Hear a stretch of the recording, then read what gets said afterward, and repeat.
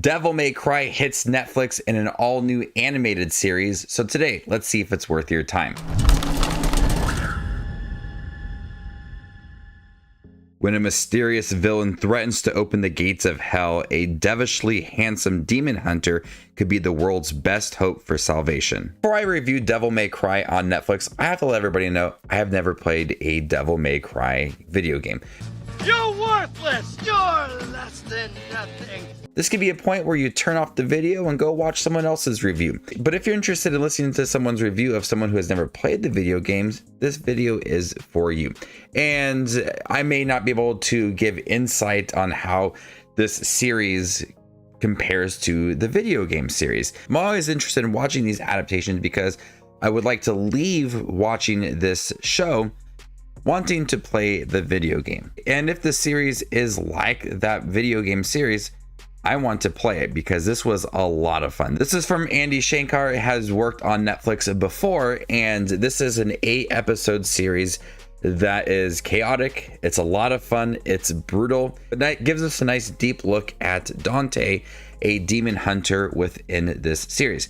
Dante is cocky. He is chaotic in here. He's very charismatic as well. He provides a lot of energy to this series, as we do have a lot of very urgent, intense moments within this series.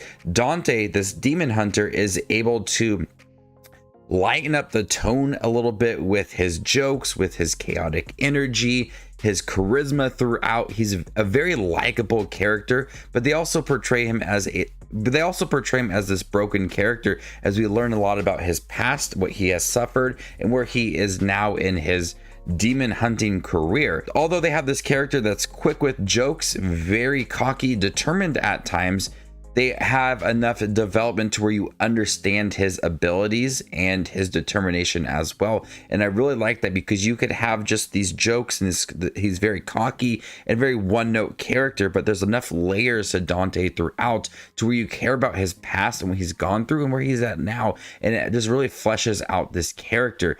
And he's very funny throughout too. The jokes land, the jokes are funny. I'm not sure if that's how Dante is within the video game series. I tried to read up on the different video games and the summary and the different storylines throughout. And Andy Shankar takes a lot of different media when it comes from Devil May Cry into this show. You have the video games implemented into the series. We also have the manga as well. One of the characters, White Rabbit, is in one of the mangas, is in with this show. Now, when it comes to the action, it's very brutal. There is intense bloody sequences throughout, really fast-paced action to it. When I read the press notes when it came to Devil May Cry, Andy Shankar commented on that he wanted a lot of the action scenes to feel like an early 2000s blockbuster, really high octane action that really has this nice fast pace to it.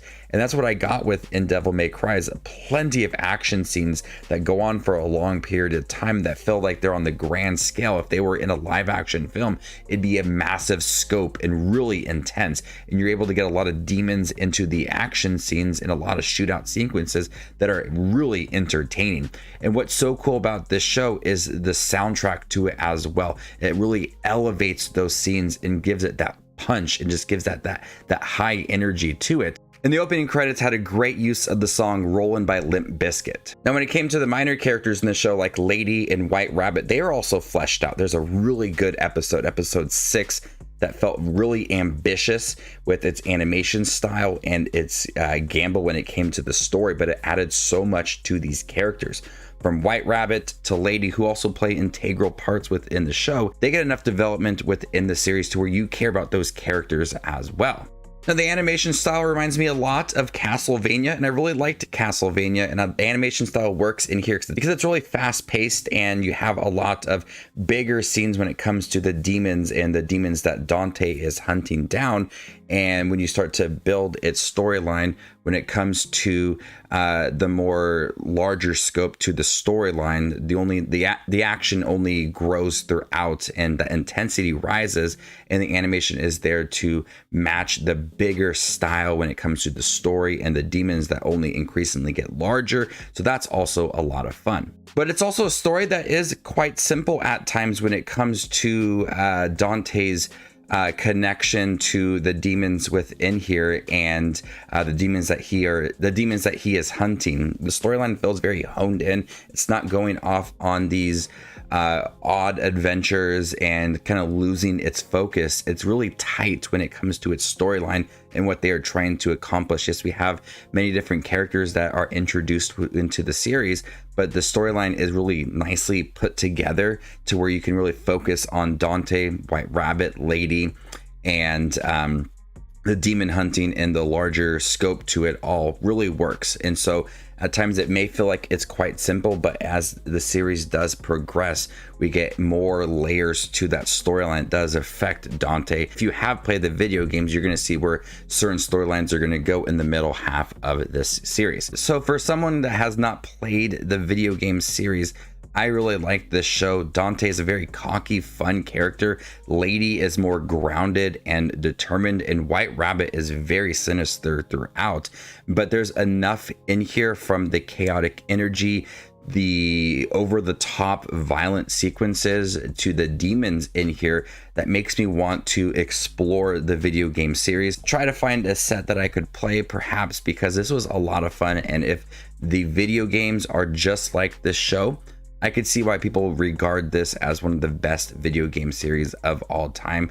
And listening to Andy Shankar's personal history with Devil May Cry, you could tell that there was a lot of love that went into this show, from the animation to the character, writing them throughout, and also implementing a really intense, fun soundtrack into the show. So if you are a fan of Devil May Cry, I highly recommend checking out the show. I'm very curious to hear someone's review who has played the video game series, and if this adaptation is worth their time and if it matches the style of the video games.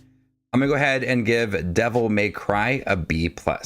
Thank you guys for checking my review for Devil May Cry, the new Netflix animated series. Have you guys seen it by chance?